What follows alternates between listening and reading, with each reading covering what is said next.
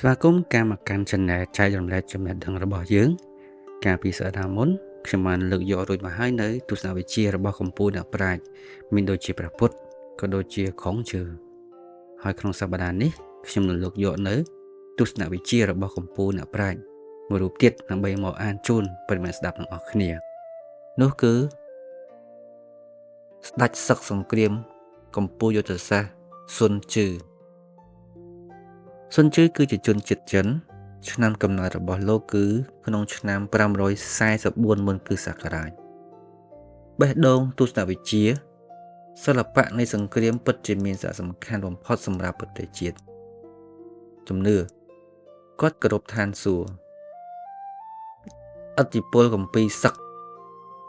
ណាប៉ូឡេអុងអាចយកគម្ពីរសឹកនេះទៅប្រើប្រាស់ក្រមងារអធិរាជសង្គ្រាមទេកផ្សលពូកែល្បិចកលនិងការប្រើប្រាស់ចារកម្មស្នាដៃដ៏ល្បីល្បាញបំផុតនោះគឺគម្ពីរសឹកសិល្បៈនៃសង្គ្រាមឆ្នាំទី492មុនគ្រិស្តសករាជគាត់បានចែកឋានទស្សនៈរបស់លោកគឺមេតបដែលដឹងថាពេលណាទៅច្បាំងពេលណាមិនទៅច្បាំងមេតបនោះនឹងទទួលបានជ័យជំនះស៊ុនជឺប្រហែលជាកើតនៅរដ្ឋអ៊ូឈីសំទោសស៊ុនជឺប្រហែលជាកើតនៅក្នុងរដ្ឋអ៊ូឬឈីនៃប្រទេសចិននៅក្នុងឆ្នាំប្រមាណ544មុនគ្រិស្តសករាជគេមិនស្គាល់ប្រវត្តិពិស្ដាររបស់គាត់កាលពីនៅក្មេងនោះទេ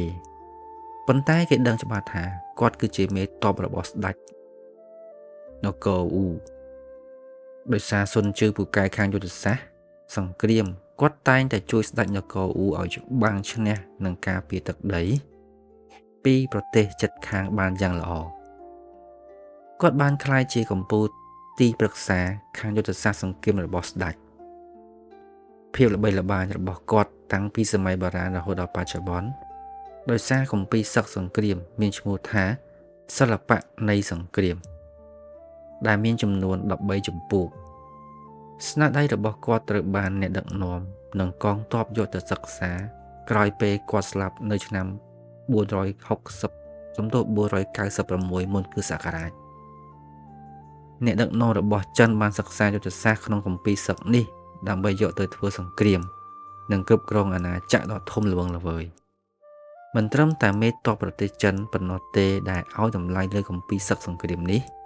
សូម្បីមេតបប្រទេសកូរ៉េនិងមេតបប្រទេសជប៉ុនក៏កោតសរសើរគម្ពីរសឹករបស់ស៊ុនជឺផងដែរគម្ពីរសឹកនេះត្រូវបានបកប្រែទៅជាភាសាបារាំងនៅឆ្នាំ1782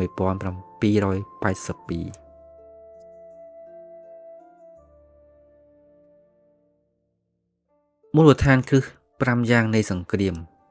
គោលដៅទី1កងទ័ពនិងមេទ័ពត្រូវតែមានចិត្តតែមួយ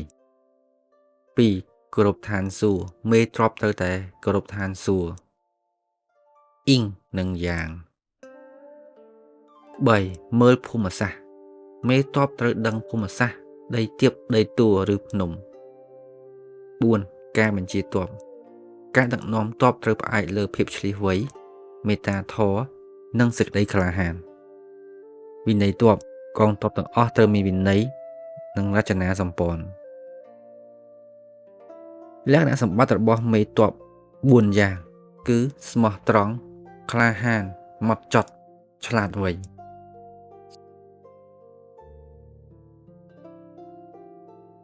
សិល្បៈនៃសង្គ្រាម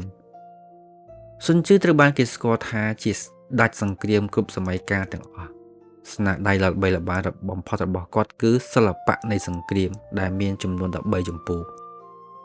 ក្នុងសៀវភៅនេះនិយាយអំពីការរៀបចំយុទ្ធសាស្ត្រផ្ដួលរលំចំណុចខ្លាំងនិងចំណុចខ្សោយរបៀបធ្វើសង្គ្រាមសមរភូមិនៃសង្គ្រាមការប្រើចារកម្មទូនាទីរបស់ស្ដេចនិងមេទ័ពវិធីបង្វែរដានសត្រូវវិធីយកឈ្នះក្នុងសង្គ្រាមជាដើមសៀវភៅសិល្បៈនៃសង្គ្រាមនេះគឺជាសៀវភៅដ៏ល្បីល្បាញសម្រាប់អ្នកដឹកនាំប្រទេសមេទ័ពនិងរដ្ឋមន្ត្រីផ្សេងៗក្នុងការជួយកសាងអាណាចក្រក្នុងប្រទេសចិនមិនត្រឹមតែប៉ុណ្ណោះនោះទេសៀវភៅនេះមានឥទ្ធិពលលើយុទ្ធសាស្ត្រធ្វើបដិវត្តន៍របស់រដ្ឋបរោះម៉ៅសេតុងនិងរដ្ឋបរោះហូជីមីញ សប្តាហ៍នេះសិភៅសិល្បៈនៃសង្គ្រាមក្លាយជាគម្ពីរគោលនៃសាកលវិទ្យាល័យយោធាជាច្រើននៅលើពិភពលោកវិធីបញ្ឆោតសត្រូវគ្រប់សង្គ្រាមទាំងអស់ត្រូវផ្អែកលើការបំភាន់ផ្នែកសត្រូវមេទ័ពណាពូកែបំភាន់ផ្នែកសត្រូវយុទ្ធសាស្ត្រមេទ័ពនោះនឹងទទួលបានជ័យជំនះព្រោះគោលបំណងនៃសង្គ្រាមគឺជ័យជំនះមិនមែនដើម្បីសិលធម៌នោះទេដូច្នេះការប្រើប្រាស់ល្បិចកលគឺជាមូលដ្ឋាននៃការធ្វើសង្គ្រាមយោងតាមគម្ពីរសឹករបស់ស៊ុនស៊ឺនៅពេលទ័ពរបស់យើងអាចវាយសត្រូវបានយើងត្រូវបញ្ឆោតឲ្យសត្រូវជឿថាទ័ពយើងមិនអាចវាយបាននៅពេលយើងចល័តទ័ពកម្លាំងទ័ពយើងត្រូវធ្វើឲ្យសត្រូវជឿថាយើងកំពុងតែនៅស្ងៀមនៅពេលយើងទៅចិត្តយើងត្រូវបញ្ឆោតសត្រូវឲ្យជឿថាយើងនៅឆ្ងាយ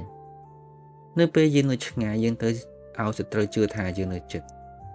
ស៊ុនស៊ឺបន្តបញ្យល់ពីពិធីប្រយុទ្ធបន្ថែមទៀតថា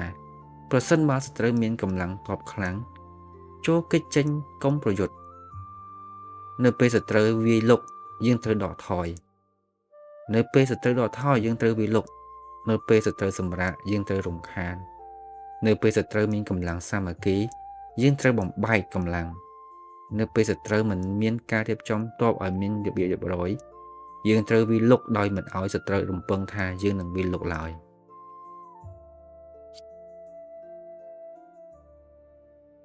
ស្ថាប័នចារកម្មស៊ុនស៊ឺជឿថាការប្រើប្រាស់ចារកម្មក្នុងការប្រមូលព័ត៌មានពីប្រទេសនីមួយៗគឺជាកូនសោរសម្រាប់ស្ថិរភាពនៃទំនាក់ទំនងអន្តរជាតិ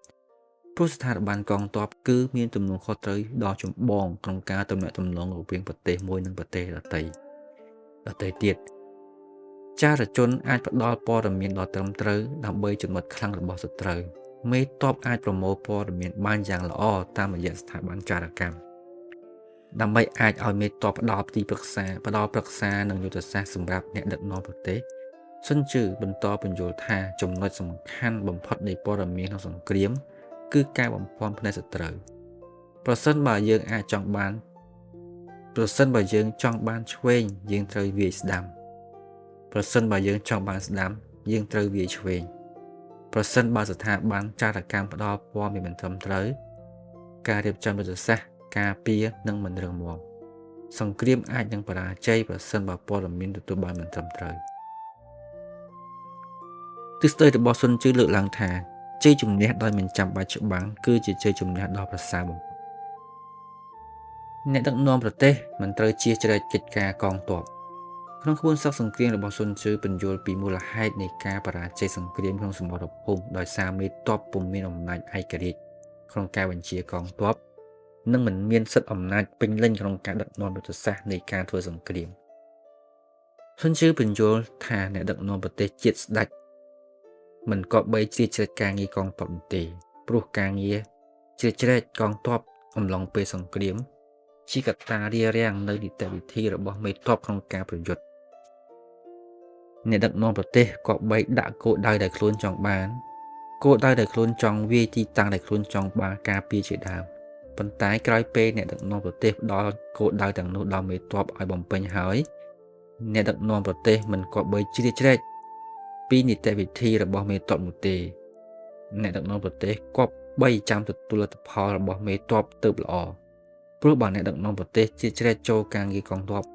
មេទ័ពពុំអាចបំពេញការងាររបស់ខ្លួនបានទេក្នុងកលៈទេសៈកងទ័ពត្រូវវាយលុកអ្នកដឹកនាំប្រទេសមិនឲ្យវាយលុកក្នុងកលៈទេសៈត្រូវដកថយបែរជាអ្នកដឹកនាំប្រទេសឲ្យវាយលុក